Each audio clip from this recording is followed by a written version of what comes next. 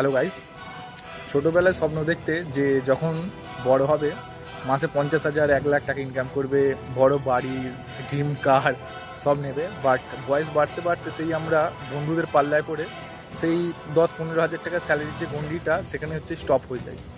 তো আমার রিকোয়েস্ট, 2026 সাল আসছে, তো এই বছরে ফার্স্ট ডিসিশান না হচ্ছে নিজের পাসপোর্ট তৈরি করতে।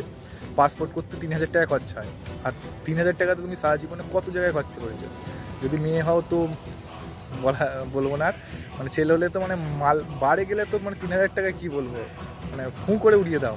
যাই হোক, তো পাসপোর্টটা হচ্ছে ক্রিয়েট করো, 3,000 টাকা খরচা হয়, গভর্নমেন্ট 1,500 টাকা নেয়, আর বাড়িতে একবার পুলিশ আসবে 1 মাস পর, মানে না পাসপোর্ট অ্যাপ্লাই করার 4 দিন পর, তখন পুলিশ 1,200 টাকা নেবে। আর তারপর থেকে তোমার কাছে ভ্যাকেন্সি বেরোবে, মানে ভ্যাকেন্সি আসতে শুরু করবে, মানে তার জন্যই পাসপোর্টে অনেক জায়গায় লিঙ্ক করতে হয়। তো দেখবে যে 1 লাখ টাকা স্যালারি, 2 লাখ টাকা স্যালারি মানে তোমার কাছে আসছে।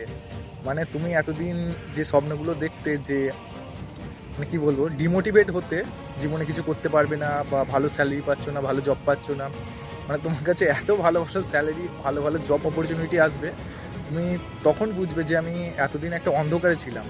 তো আমার রিকোয়েস্ট এটাই যে পাসপোর্টটা 2026 সাল যেদিন পড়বে সেদিনই হচ্ছে অ্যাপ্লাই করো। 3,000 টাকা তুমি সারা জীবনে অনেক খরচা করেছো, অনেকবার করেছো, ইন ফিউচার অনেক ফালতু ফালতু কাজে করবে। বাট পাসপোর্ট একটা ভালো ডকুমেন্ট, এটা তোমাকে তোমার বাবা মা কোনো দিনও করতে বলবে না, বাট আমি বলছি কারণ আমি তোমার ভালো চাই।